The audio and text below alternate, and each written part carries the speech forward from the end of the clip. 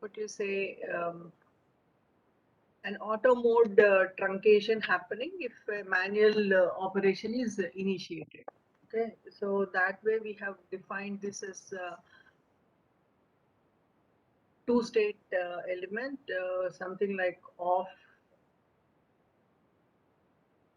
mode, and in this off mode, this clock will be 0,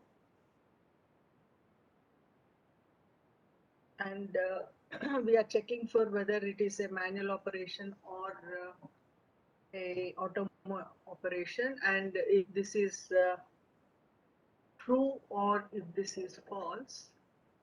So we were seeing about what was that position of switch. Okay, that manual switch, if it is what you say 0, that means false, or else it is released. Okay, still your clock will be 0. Okay, and if it is true, that means it is pressed. Your manual switch button is pressed. Then what will be the state it will be going to is another state of, if this is false, indicates that it is auto mode. If true, indicates that it is manual mode. Okay, it makes the clock to be 1 once it is in auto mode or the manual switch is pressed. So these two conditions initiates the clock operation to be 1, or what you say, on. So this state we call it as on state. Maybe we try to take this as on state. And what is that next to be done is, how much time should we wait for this clock to be 1 will be again checked if this operation is repeated. Okay, if here manual is false, or what you say, something like this, I can take this little bit in another step. Say if manual is tested, if it is false, means auto mode. After a fixed time lapse, it should reset back. Okay, if it is true, what to be done? If it is true, again check for the position of the switch. If that switch is released, reset. If that switch is something like pressed, still pressed, that means in manual mode. If it is pressed, that means here we are able to generate a duration which is of our interest. But here in this path, in your auto mode, the duration will be on-off durations will be equal, because this is something depending upon the oscillatory frequency. Yes, a system oscillator will be used to define how much duration your on-off of clock to be there, or on-off condition of the output to be there. Okay, so here what is this repetitive path is, your manual path is repeated in the sense it decides how much duration your clock has to be true. As we said, if it is auto mode, it will be of equal duration. On-off will be of equal duration. If it is manual mode, how much duration you are able to press the button, or what you say, that switch, that decides how much duration it should be on and off. Okay. So this is decided by the operator. So this logic we have seen, this ASM we have seen in the previous class. So any one of the styles of modeling you can take, either you can take Mux method or one hot or a normal traditional approach also. Any approach you can take. Maybe taking this into a simple operator of what you say 2 state. If I take 2:1 marks, that becomes very simple. Okay, when it should be on, when it should be off, if I decide. Okay, and this through a D flip-flop I try to use so that this will get a selection operation based on the output of this D flip-flop. Okay, what will be the output of the system is your clock. So the same clock will be taken as the selection line. Same clock, you take it as a selection line. Means that you are deciding when to be off or on, or what condition is making it switching between on and off condition is decided by the status of the clock. Okay, so for this we need to define the equations of what is this condition of clock being 0 and clock being 1. Clock being 0 and clock being 1. Okay. Now, you can take any mode. I am saying maybe Mux method. If you take present state versus next state with the condition, if I am taking, that becomes a little bit simple because 2 state element. So off mode, if the present state is off, what will be the next state? Will be it can be going to off back or what you say off back in this path or on. So you will be having 2 next states or either off or on. Okay, when the off will be going back to the next state of off is when the manual mode is true And and switches. when the switch is I take this as a short form switch. I'm taking SW. Okay. When the switch is false, this is one path or one condition where it will be the next state. And I don't think there is another path coming from this off state back to this. Okay, so in your Mux method, is it incoming arrows or outgoing arrows? I said the 2 blind way of remembering. No? In your Mux method and one hot, when we are defining the tables, the blind way of remembering that we are not doing any mistake or we are not skipping some iterations is Mux is outgoing arrows because we are taking the transition of present to next. That means outgoing. One hot is incoming arrows or incoming states or incoming transitions. That way, if you take in this off state, you have only one outgoing arrow. So maybe that one outgoing only we are seeing here. Okay, so the next iteration is off state goes to on state when I think you have this one straight path and this is your second path. If you see, this is your second path. This is one path. This is your second path. 2 ways it is going to the next state of on.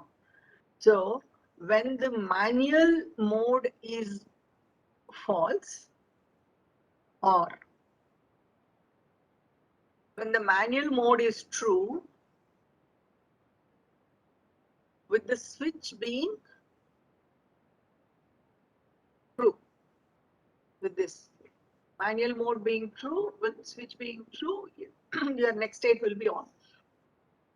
Maybe you can minimize this as A or A dash B format or A dash or AB format. I think this is in this form, A dash or AB. So that will be A dash or B if you minimize this. Is this correct? I am correct. How do you minimize this? A dash or A dash or B, na, when you split this. So this is equal to 1 and this is the remaining term. So this, if you can minimize, you will be getting that as whenever the manual mode is false, that means it is in true, or your switch being true, you are going to the on condition of the clock. Okay. So next state, I hope all the transitions we have covered. This is one path, second and third completed. So three paths are over. Next, on going to the next state of what you say off mode.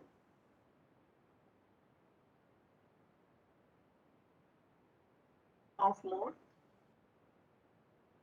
or going to on itself. Is there a state where it goes back to on? This is the path now. On going to on. This is your path. This path, it will come back to your on state. And this path is your off state transition. This is one iteration, or what you say, one transition.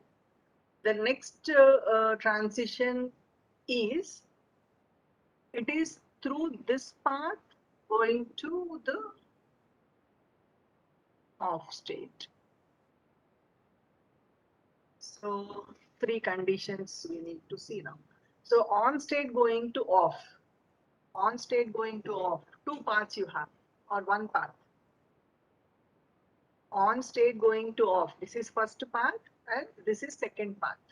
Okay, so what is the condition? When the manual mode is false, means that it is auto, or this one. When the manual mode is true and your switch is false. Okay, so again this format only you are getting. So when you minimize, what is that you get? When manual mode is false and your switch is false. So these two conditions you will be making the transition of on to off. Then on going to on. On going to on condition. So this will be one transition, this is second transition. On going to on condition, how many paths you have? Path. One. Only one. Only one path, that is your manual being true and your switch being true. So the manual mode being true and the switch being true will make a transition back to your on going to on. That means it keeps that clock to be 1. And how much time you are pressing that switch will be maintaining that clock to be 1. That is the logic here. So what will be the equations if you derive these fellows now? Can you derive these equations? Just 1 minute, I'll give you time. Just give the derivations now.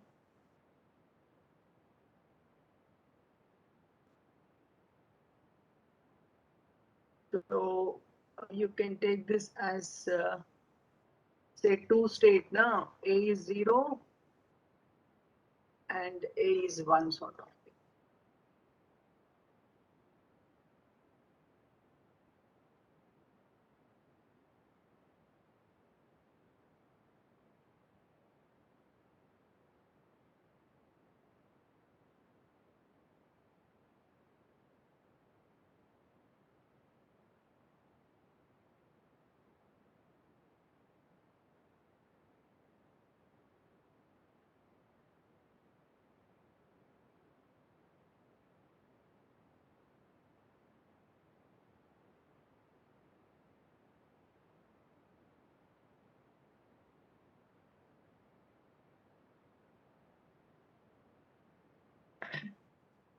What are the equations? So this is related to A is 0 and this is related to A is 1. It goes to 0 or 1. This is 0 or 1 sort of thing. So what is that you'll be deriving here? We need to get this one, clock of when it is 0 and what is clock of 1 condition. The clock of 0 is when manual is false, that means auto, or when the switch is pressed.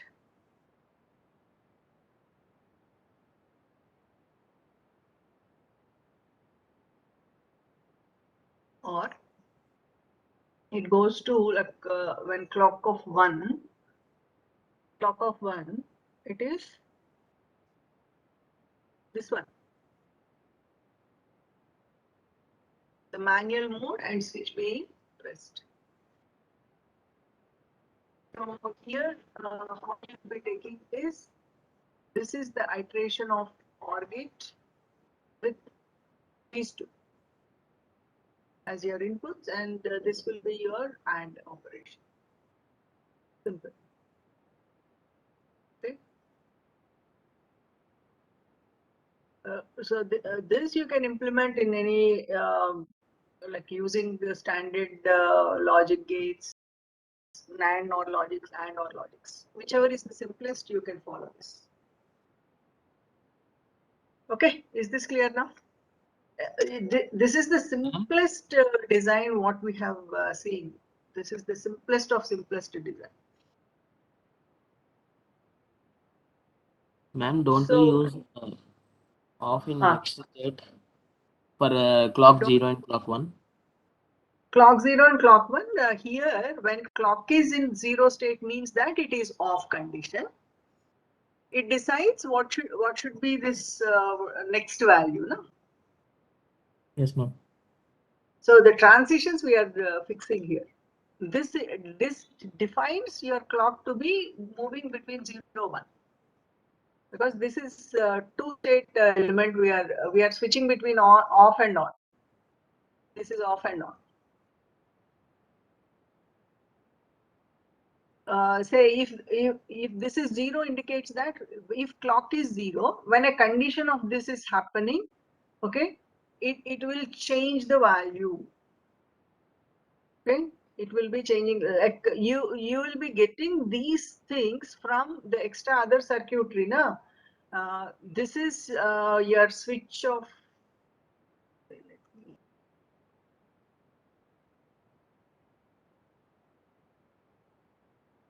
What exactly will be your connections here? A manual operation, or what you say manual signal will be taken. Here this will be running from M bar, and this is the other switch operation. Okay? Because we need only the true thing, we are taking this format. So these are the extra other conditions that will be existing. Based on these combination of what is the present state existing and what is the condition of your switches, that decides whether the clock to be going to be 0 or 1. Okay, you're switching between off and on. This is your off on condition.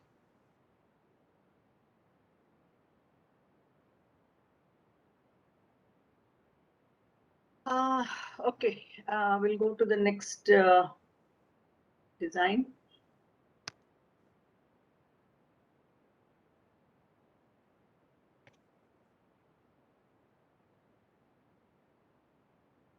Okay. Another type of clock is the serial bit clock. What is the use or what is the operation of this serial bit clock is when incoming stream of bits are there. when incoming stream of bits are there, normally what we try to say is when the input has to be sensitized, or when the input has to be considered, is something like we have seen this aspect now. The setup and duration time, it should be constant. Okay, and the stability has to be there for the incoming value of the input data. And when it is stable, exactly when it is stable, maybe an ideal point of considering the stability is instead of considering at the transition of 0 to 1 or 1 to 0 transition of the data. I'm saying this is the data sort of. Instead, if you consider something at the exact center point of that data, then we can say that we are getting an error-free data assist. This will be error-free data. Okay, there can be a chance of having a wrong value identified at the transition points of 0 to 1 or 1 to 0. But who decides, or like how we can decide that this is the center point? Is that we need to know the frequency of the bits incoming here. That means incoming bit stream frequency should be known. What is the rate of the bits that are coming in? Okay, so if we know that frequency, we can decide where or what is the exact center point of the data. So something like this, say if you are getting a data of say 110111, some data I'm saying, means that say at the beginning point, this is one set, one second set, 0, 1, 1, 1. Next is 0 set. So 1, 1, 0, 1, 1, 1. This is the data what you are receiving, or what you say the um, bit of the strings that are coming for the system. Now, how can you decide that if these two are two continuous ones you are getting, or three continuous ones you are getting? How can you identify that they are two different 1 bits? No, continuously it is 2 1. You may skip this as 1 only, no? If you don't know the bit rate. If you know the frequency, what is the interval at which a new bit is happening, then you can identify that this is the first interval, second interval, third, fourth, fifth, and sixth. You can identify that in this interval the value is 1, 1, and 0, 1, 1, 1. Means that we should be knowing the frequency first of all. Okay, then we can decide that instead of considering at the transition ends, we try to take at the center of the bit frequency. That will be giving us an error-free assessment of the bits. Okay, now how to design a serial bit clock? How to design a serial bit clock is your receiver bit,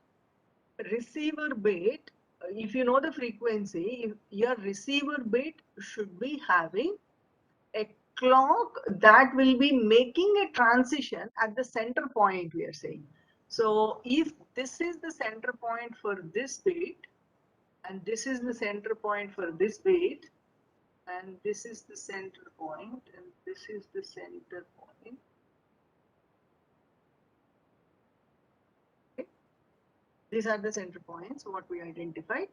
At the center point, if there is a transition of the clock going from 0 to 1, means that see we are not making the clock to change its value at the transition of 0 to 1. That means a new bit or at the beginning of the interval.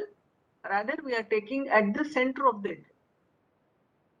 Okay, so this will be our duration, and this is our interval now between two bit values. This is the interval what we are fixing. Actual interval is this. This is your interval, no? Actual interval will be this one. Take this. This will be your interval. But we are shifting that interval in such a way that it will be moving towards two center points. Okay, this is the way we are doing. That means within this interval, our clock needs to be changing or having one full cycle there between these two center points. So how to decide that is between two center points, half the way make the clock to be 1 and reset that to 0, wait till the next center point is happening and change it. Now this is your clock.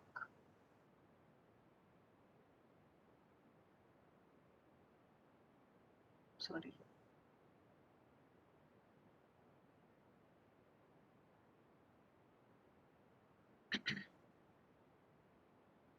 This is your clock.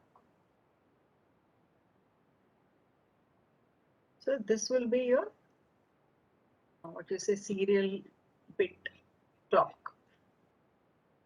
This is your input bits, incoming stream.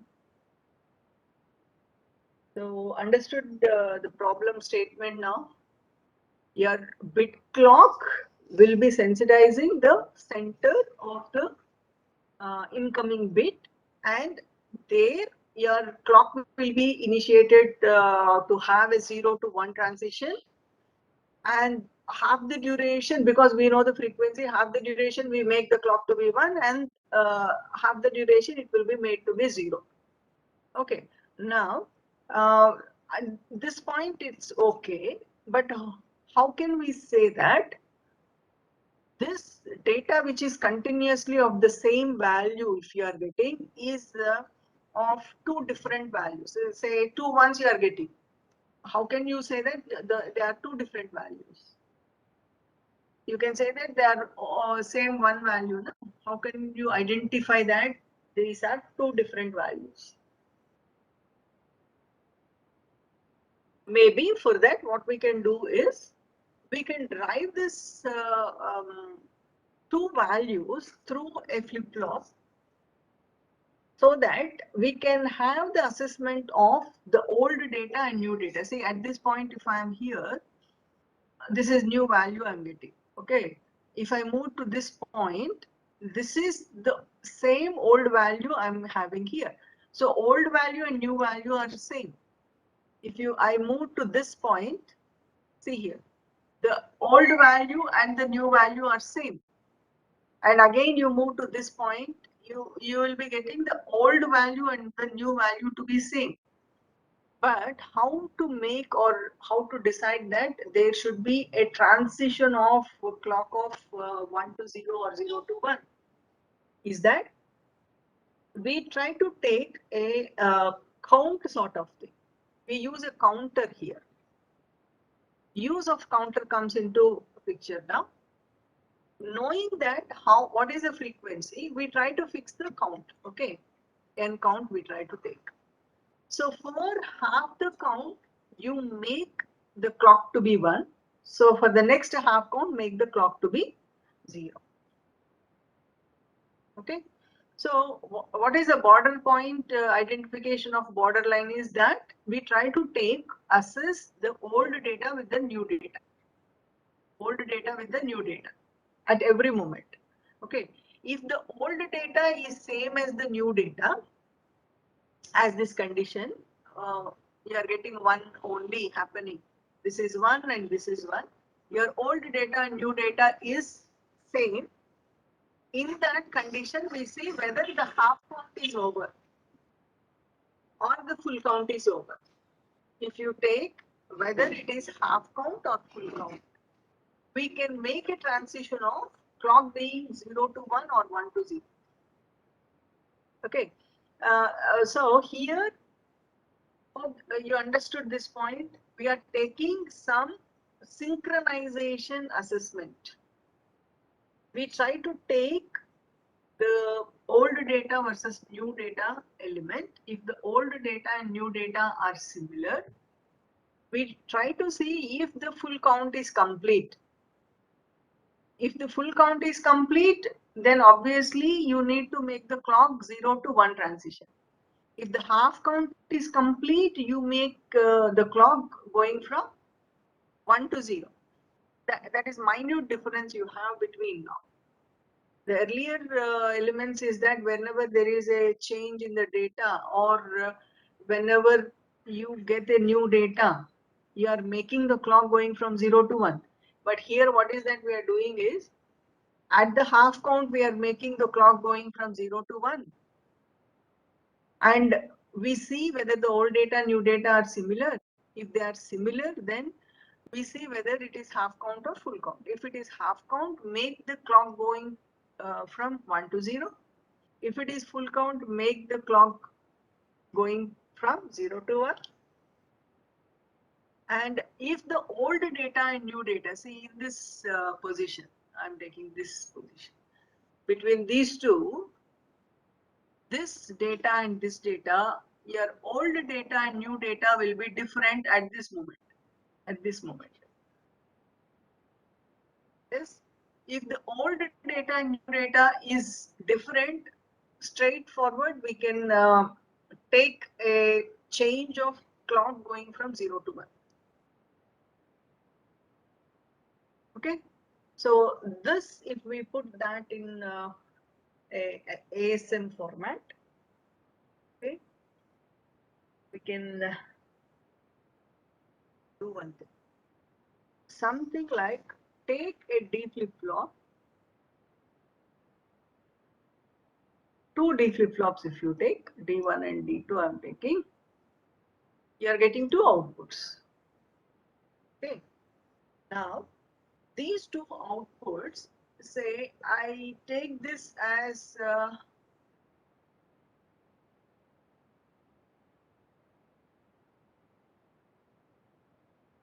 some what you say, comparison. What is a comparator? Logic of comparator, how can you implement that?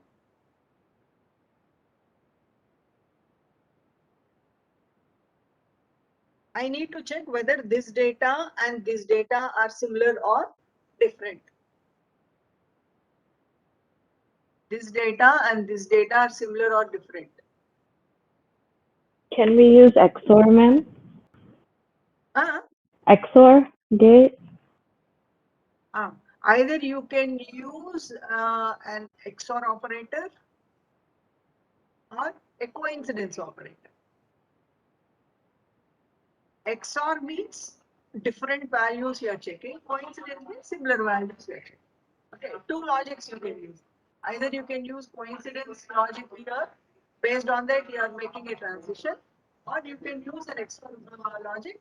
Accordingly, you can do the transition. So if you are taking an XOR logic here, what happens is you are checking for the new data and the old data to be why we are taking this old is this value being updated here becomes old. This value gets from the data input, or what you say, bit data. New data or new set of values coming in. That means for every frequent interval, we are taking this value taken through the D flip-flop. Okay, so this new data and the old data, if they are different, okay, then do the transition.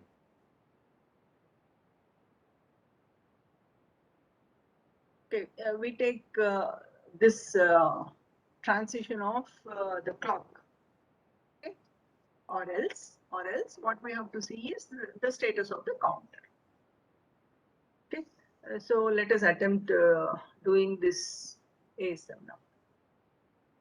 Now we start with a blank state we are taking, where I try to take this new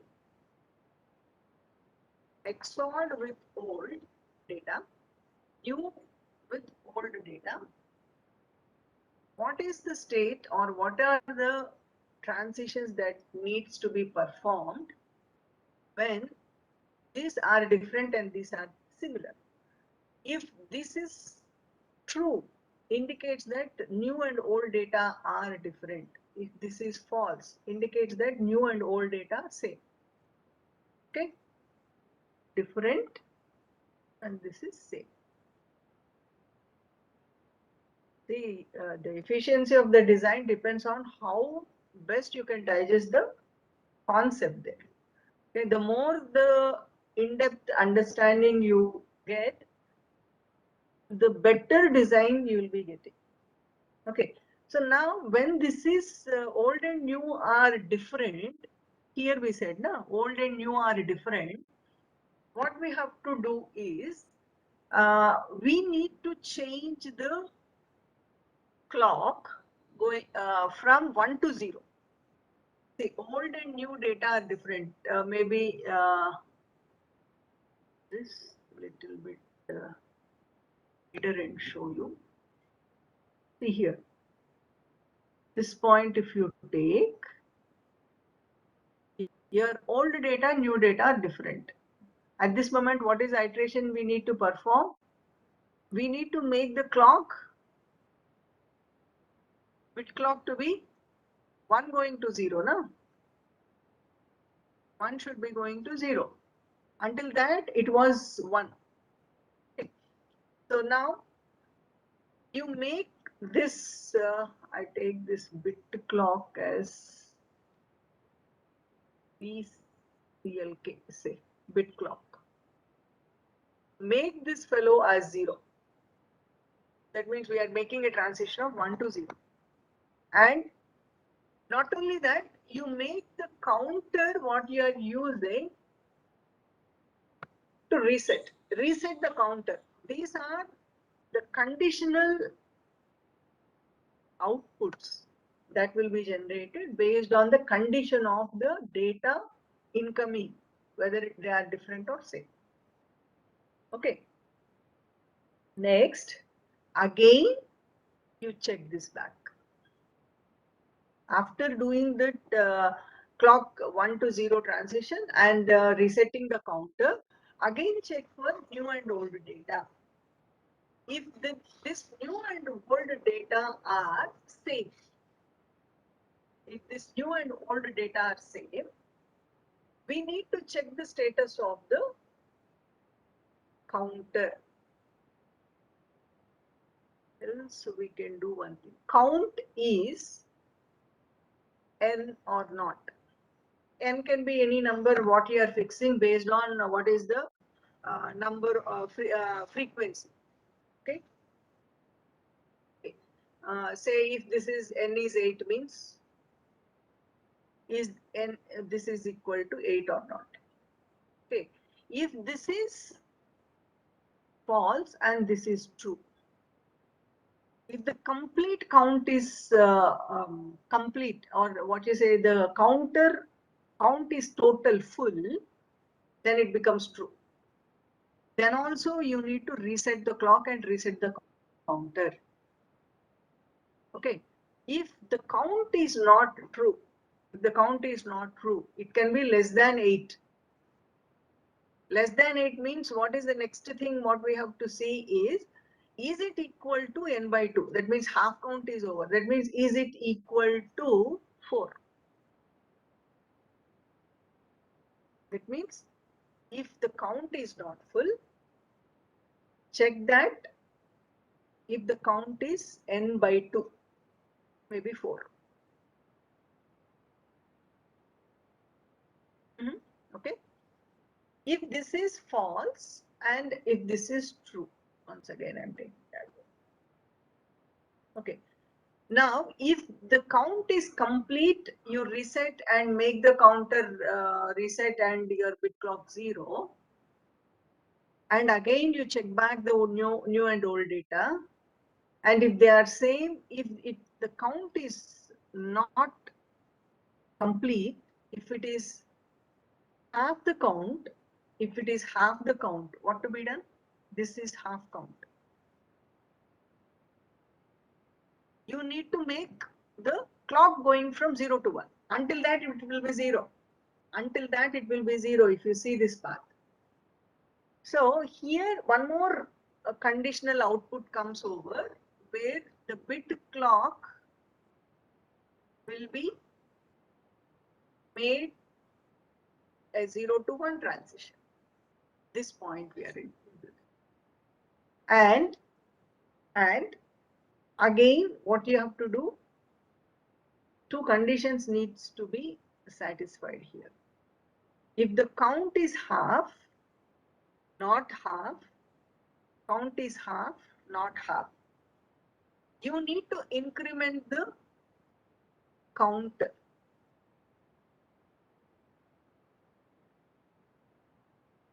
Increment the count. +1 indicates that it is increment.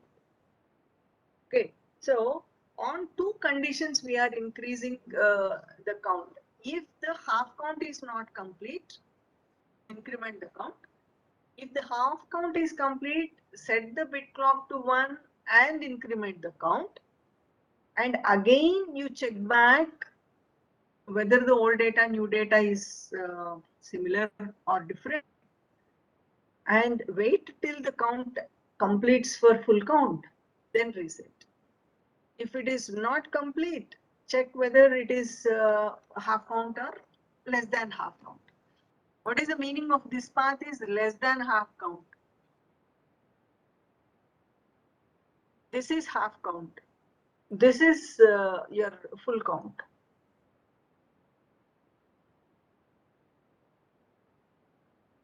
So this is clear? Okay. So Ma'am, can you explain the whole process with an example? The half count is confusing me. This is example, no? Yeah, can you walk through that again with the diagram? Okay.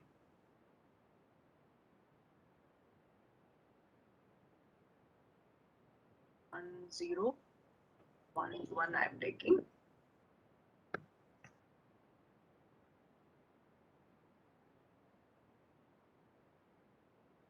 Let's do one thing.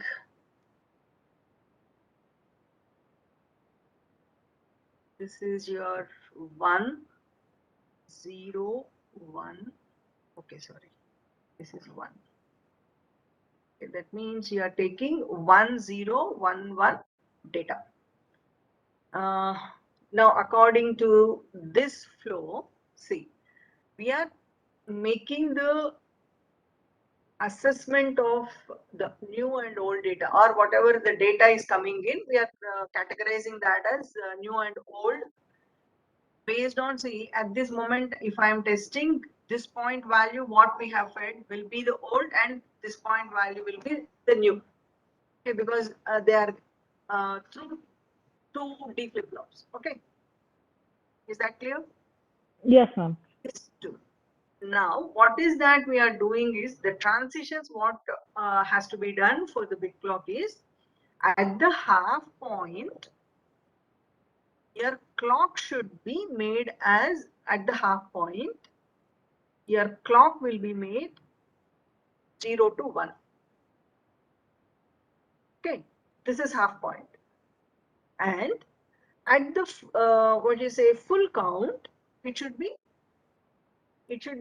like half the point means this becomes the half point of bit clock. I'm saying bit clock, or what you say the bit duration, half point of bit duration. Your clock needs to have a transition from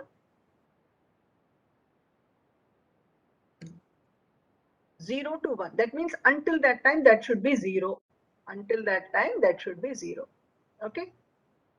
Yes, So ma'am. see, if the old and new data are different, if the old and new data are different, maybe at this first point you may not appreciate this point, but the second step you can like you can get the clarity. But still, old and new data are different. You need to reset the clock. See, at this moment, if you take this is new data and this is old data, na? These two are different. These two are different. We are making the clock to be 0 here. Okay. We make the counter to be reset. Okay. Let me complete one clock, then you can understand this one. Now, after you make your clock to be 0 at this moment, and you initiate the counter, that means you are resetting the counter, making it ready for the next count. Now what we do here is come back here. The next moment we try to see whether this data where we made the clock to be 0 and the data at the center moment are same or different. Okay.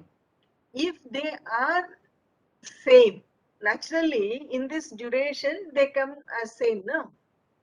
Yes, In ma'am. this duration totally. So if they are same, indicates that we need to do a transition of the the clock. Now for that we need to see the count option. The test variable will be count. Now at this moment these two are similar. If the count is complete, then you need to reset. Okay. If the count is not complete, at this moment it is not complete, means that we check whether it is half count or full count. Okay. Until this point it will be not half count. No? This duration it will not be half count. Until that half count will be incrementing. This path will be increased for 4 times. 4 times this loop will be iterated. After 4 loops, what happens? This will be half count. This will be complete. In that moment, your clock will be made to 1. 0 to 1 transition will be made. Bit clock will be set as 1. Okay, and again increment the clock. And this duration again 4 times it will be completing 4 times. Now, in these 4 iterations, see here, this will not be complete count, and this will be full more than half count. This is more than half count. Okay, it's not full count, but more than half count you will increment, and that increment will be completing in next 4 loops. 4 loops. And at this moment, if you see the old data and new data, in this example, old data and new data are different. Okay, you make your bit clock to be 0. You reset the counter, and this completes your 1 clock. Actually, what we take is, this is our 1 clock duration we take, na? Between 0 to 1 to, and this is another 0 to 1. But now what we are taking is between your 1 to 0 transition here and 1 to 0. Reverse half the way we are shifting that. And see here, now if the old data and new data are different, what is the operation we need to perform? Make the bit clock 0, make it 1 to 0, and you make your counter 0. Now again you try to take the total loops. Okay, and we try to initiate this iteration.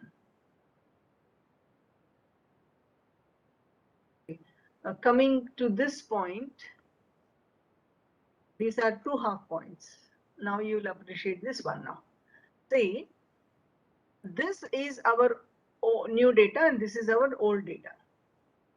This is the path we are completing here. We are making this bit clock to be 0 to 1 because, see here, new and old data are same.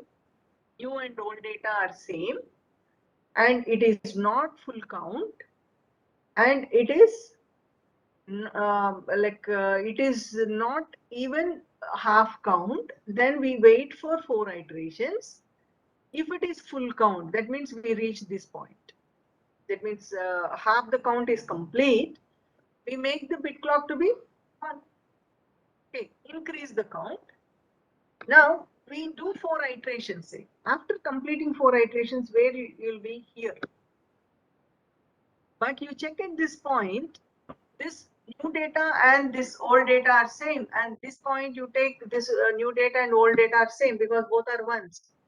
Now what decides the transition is the counter condition decides the transition. Now check here, after you reach this point, it will complete the full count because here we started and here we are ending.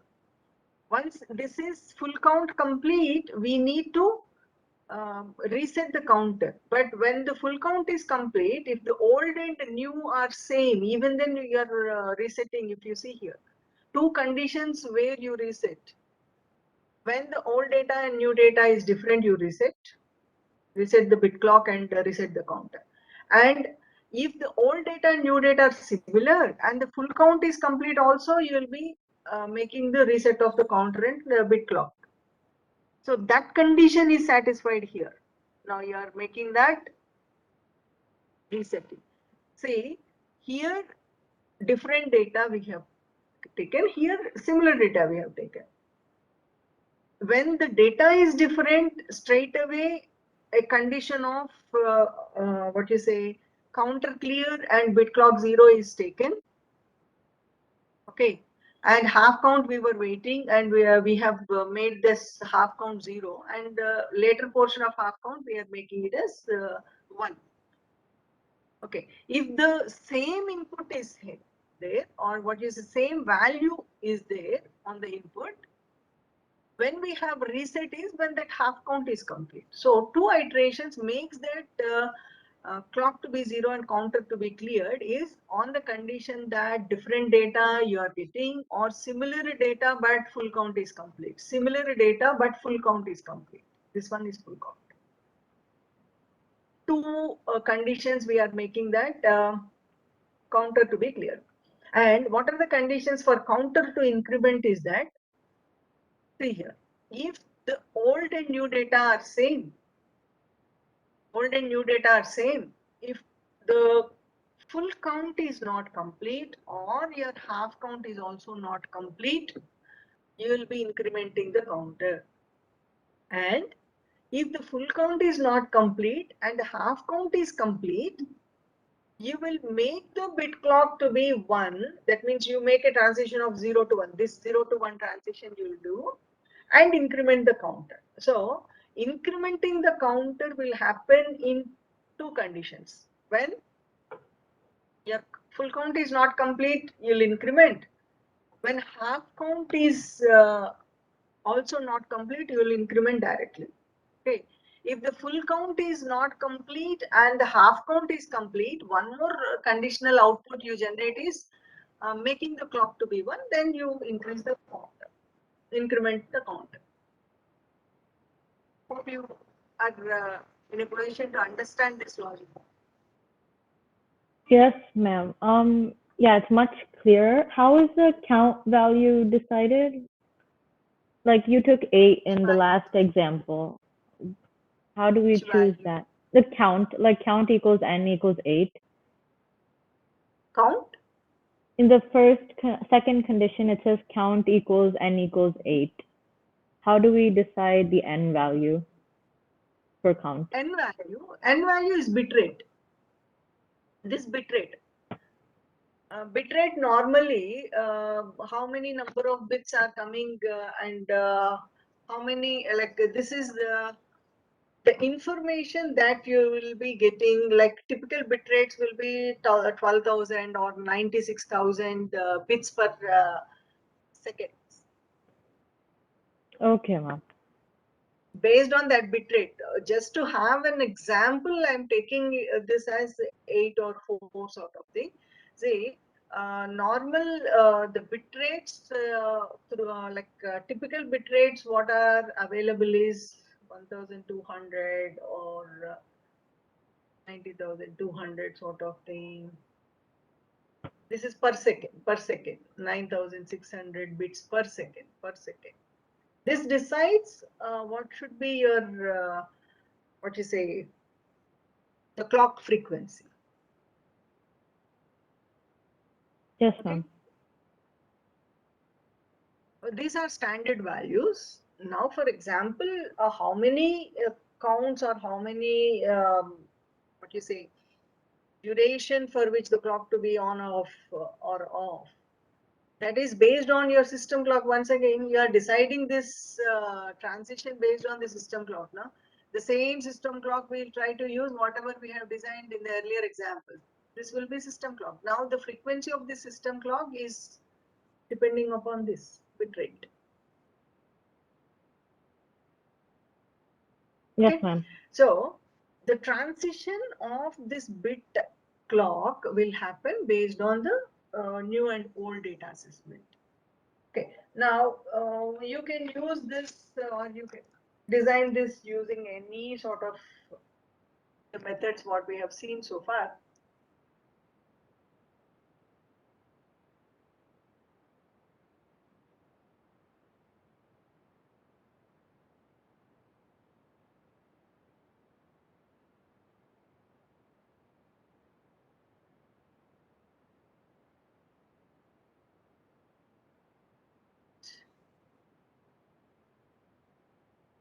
So design equations, if we take,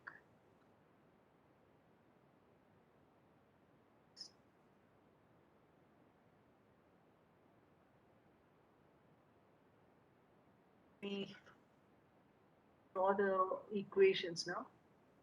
What will be the how many controls you have or how many test conditions you have here? How many test conditions we have?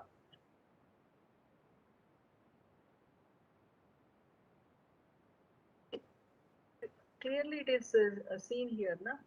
How many state ASM is this? How many One state state ASM? machine.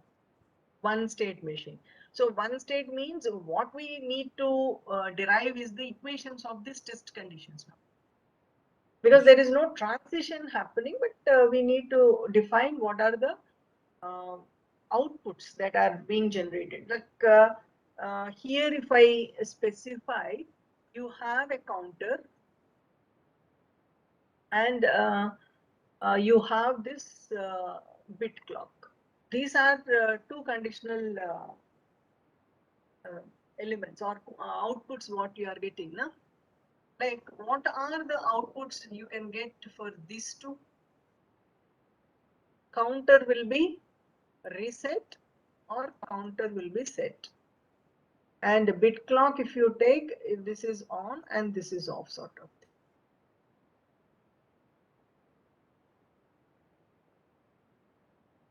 Yes.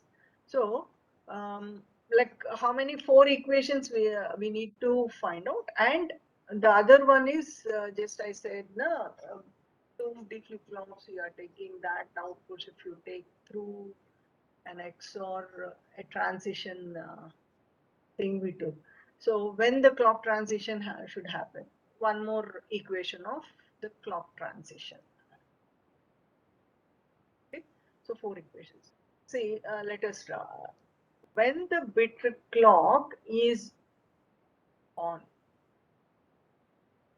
when the bit clock is off, two equations, when the counter will be reset and when the counter will be counting. CNT is say count. When it should count, when it should reset. And this one, when the clock transition should happen. So this becomes our design equations. Now what is this one is, if I say this is new and this is old one, the clock transition happens whenever the new XORed with old is true. Is that correct? We need to have a transition. This is one condition. Na? Whenever these are different, we are making the transition of the clock. Okay, that is one equation. This is one equation. Second one, when the bit clock will be on. When the bit clock will be on. Here, this one. Quickly give me.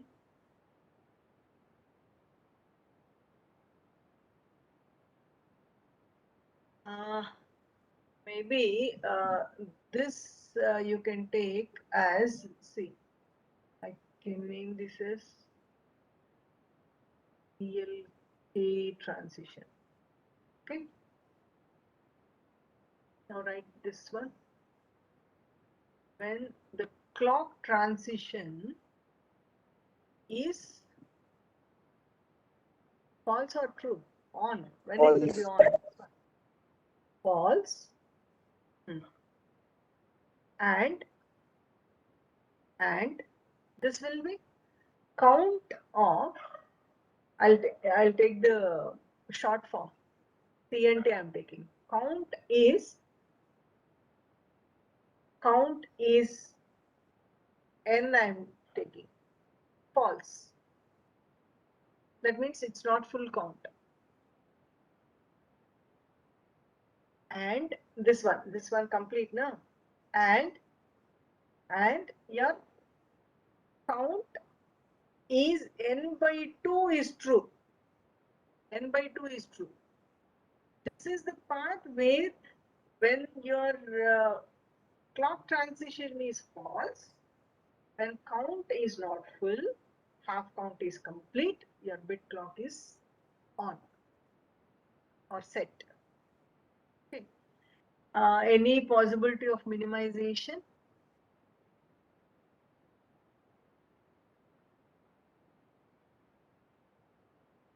No. Next, when this will be off, that means this part. When this will be off?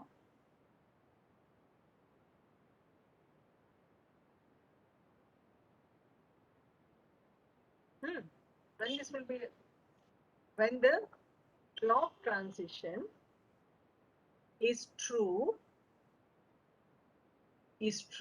or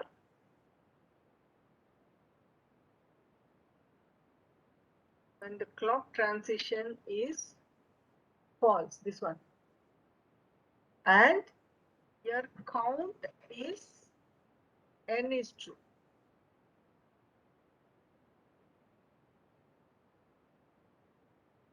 Correct? Maybe you can minimize this. This minimization is possible here. Altogether, you can take that whenever the clock transition is true or your count is complete, n count. Because you're having this as A or A dash B form. It will be A or B. Next, when the counter will be reset, this one. Counter will be reset.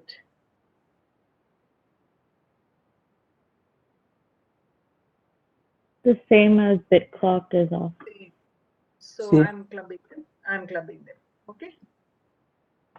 Because that is based on one same condition. So both equations are same. Now, when the count will be counting, this one, when the count will be counting.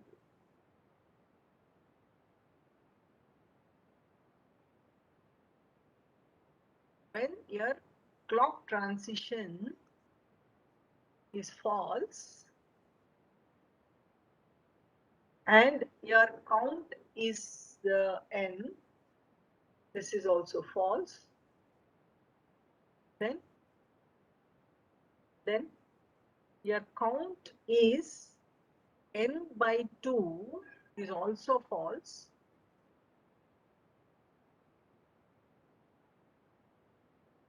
or here, or 1.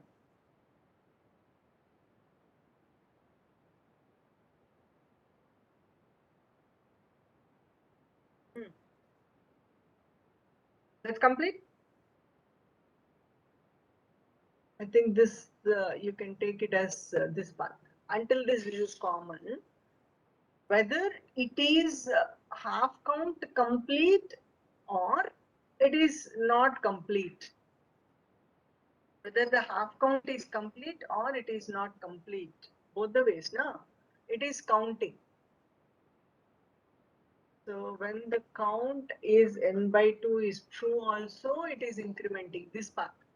When half count is complete also, it is incrementing, but with some another condition satisfied, or you say conditional output generated. And this path is that it is a normal incremental path. Okay. So ultimately this will be equal to 1. So what is this equation left over for us is clock transition being false, and the count is equal to full count is false. Now,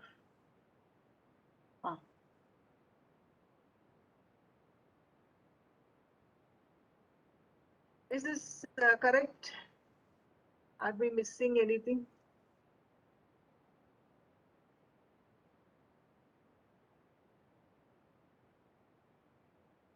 Count clear and counting.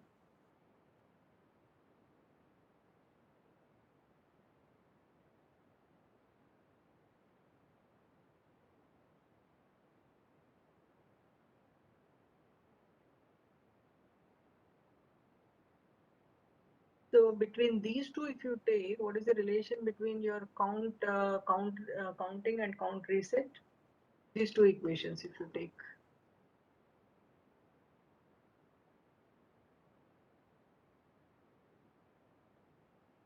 These two, this one and this one.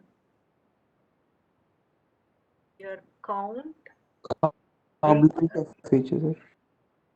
is when your count is counting, it is complement, no? When it is not counting, it will be reset. When it is not resetting, it will be counting. You can take that way because these two equations are complements to each other.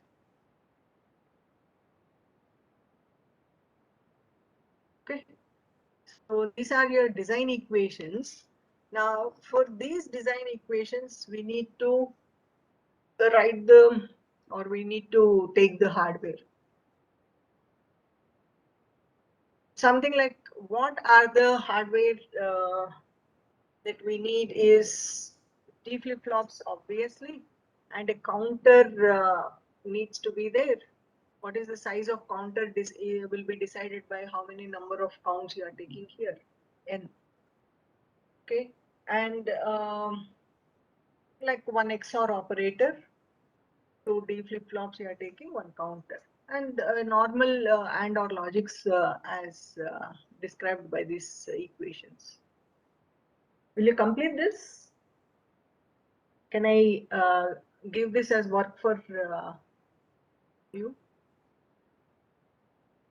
Tomorrow's class, can I get the answer?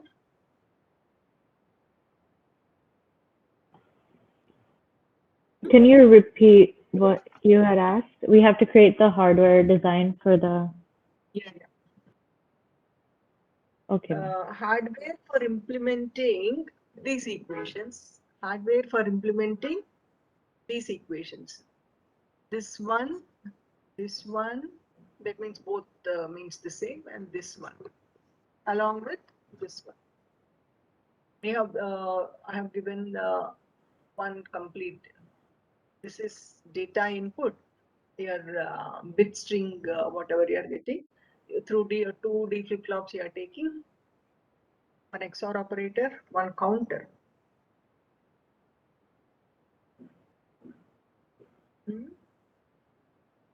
I think I have given 163 operation, no, 74LS163 operation. Count enable, trickle, count enable, parallel, and these will be the inputs, and terminal count is when count is complete. This is your output. This is your input.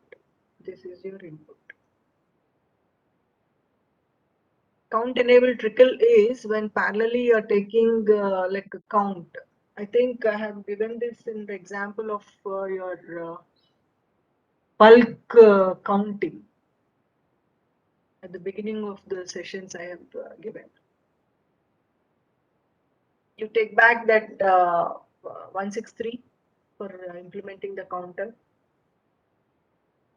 and your bit clock on off using any flip flop you can take. Your outputs decided by Q bar. One output will be Q. One condition will be taken as Q. The other obviously will be off, on off elements, Q bar. Will you? I'm giving you a small work sort of thing now for implement. Okay. By tomorrow's class, you try to get this. Many doubts are there, get them clarified, because the next designs takes much more time. Maybe the next iterations or next designs, if we take, we are left with the data transfer operations. Data transfer. How many modes we can transfer the operations or the data? Serial data and parallel data transfer, and traffic light controller. I think this is there in your lab experiment also. Okay. What is your serial parallel data operations? Bit per clock transfer. All bits per clock transfer. Okay. So whatever the data transfer type you are taking, the transferring operation will be done using the registers, or what you say, buffers. The concept of something like using a buffer or a register is that whether you perform a bit by bit operation or all bits per clock operation, first there needs some data to be stored first of all. Say serial bit transfer, if you are taking, say if I take this as serial to parallel operation, serial to parallel, one type, and parallel to serial is the next iteration. Serial to parallel means first we try to accumulate all the bits, one bit by bit, one bit by bit. Okay, and once that n bits are gathered, using buffers or registers, we try to accumulate the data first. Then once that complete number of bits are stored or available, then at one clock which will be transferred parallel, that becomes serial to parallel operation. Okay, something like if we need a efficient way of data transfer, we don't want the system to be kept idle. Okay, data transfer is happening. Maybe we use that slot of the duration for which this serial to parallel dumping is happening to initiate the next transition or next iteration. Say we are transferring n bits of data. N bits can be, say, I take 8 bits. Say first, one bit by bit will be going on to your registers. You remember that your shift registers, concept of shift registers. One bit by bit will be transferring and it will be storing. Okay, 8 registers if you are taking. Okay, and there should be an indication by the system saying that all 8 bits are ready for the parallel operation. You are transferring one bit by bit onto each register. Say if this is your MSB storage bit, this will be MSB or LSB? Shift register. MSB. MSB. So say this is D0. So bit by bit will be transferred. Once 8 bits are ready, there should be an indication by the system saying that 8 bits are ready for the parallel operation. So when the parallel operation is performed, we can make the system to be ready for new 8 bits of data to be again transferred onto these registers. In the same way, your parallel to serial operation also, if you take all the bits first, what needs to be transferred serially should be first gathered on the buffers, and once that bulk of data is ready, then one bit by bit it will be transferred onto the registers. That means this is a mutual operation between something like dumping and reading sort of thing. So for your serial to parallel operation, we give a indication that a ready operation, a signaling of ready, 8 bits are ready, take the data. So for parallel iteration, what we do is, because this is one, at a stretch we try to transfer this onto the set of registers, the buffers will be ready for what you say, n bits of data to be accepted, new data. So we say that load new bits of data. Here ready, here loading.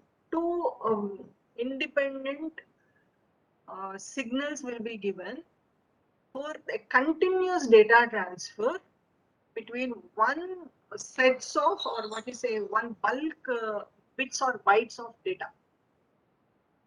Normally, what is the size of the data that will be transferred?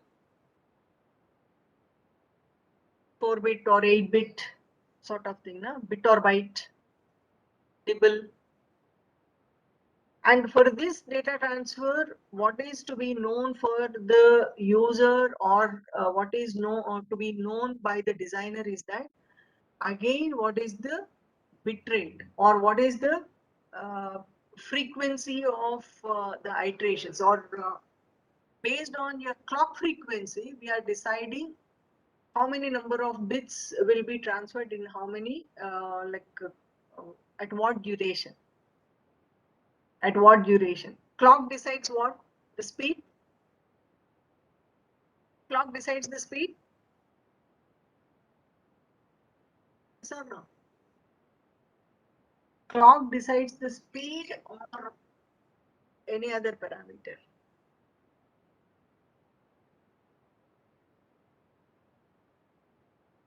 Sir, what is clock? Again, coming back to the primary question. What is clock? A reference signal which is indicating the speed also, na? What is it switching on off duration decides what is the speed, no? What is the switching on off duration decides the speed. Say if I say this is 20 nanosecond, is that speaking something like speed? Yes, ma'am. Yeah. So based on what is the clock speed, what you are using, or at what speed you want to transfer the data, we decide the clock frequency. We decide the clock frequency. Now, normally it is 9.6 hertz. Practical frequency, I'm saying 9.6K, 1.2K, or 19.6K. That is the frequency with which the data transfer will be initiated. Okay. So this designs will take it in the next hour. So try to brush yourself with the concept of that registry, your shift registers. That shift registers we are trying to design, or we are trying to use here in this data transfer. Okay. And what is the logic of the traffic lights also? You try to just have the concept. Like what will be the order of signaling? Is it red, yellow, green, or yellow, red, green sort of thing? The next hour will complete that. So any doubts you have, you can get them clarified here, or else I'll close the session. Already it is 57. 11. In lab, lab for 2-bit binary comparator, should we compare 2 bits or 2-bit binary number? Right, 2-bit comparing binary 4 bits. 4 bits, no? 2-bit means Okay. it is x1, x2 compared with y1, y2. This becomes 2-bit comparator. Okay, ma'am. Size is 4 then. 4 inputs are there.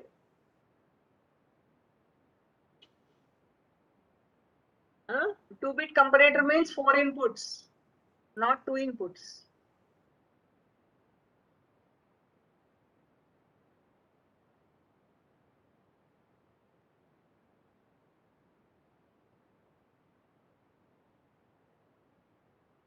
Okay, I'm closing the session.